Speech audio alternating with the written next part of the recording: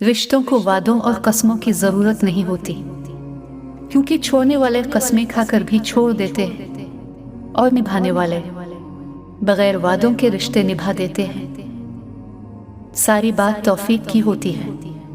जब अल्लाह नाराज होता है तो सजदे की तौफीक भी छीन ली जाती है, फर्ज नमाजें भी अदा नहीं हो पाती, और जब वो राजी हो जाए तो आधी रात जगाकर अपने हुजूर खड़ा कर लेता है।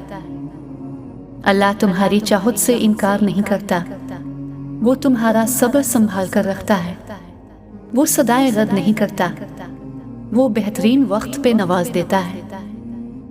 अगर हमसे गलती हो जाए तो इब्लीस की तरह दलेर नहीं होना चाहिए, बल्कि मुआफ़ी मांग लेनी चाहिए, क्योंकि हम इब्न आदम हैं, इब्न इब्लीस नहीं। कभी कभी रिश्तों में लिहाज रखते रखते बहुत सारा जहर अपने अंदर उतार देते हैं। ऐसे में हम खुद को मारकर अगले को जिंदा रखते हैं, लेकिन हमारी कदर फिर भी नहीं होती।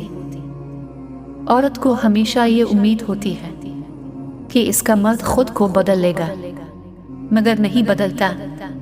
और मर्द की हमेशा ये सोच होती है कि औरत खुद को कभी नहीं बदलेगी, मगर वो बदल जाती है। अल्लाह कभी दो मुखलिस लोगों को जुदा नहीं करता, जुदा तब करता है जब दोनों में से कोई एक मुनाफिक हो।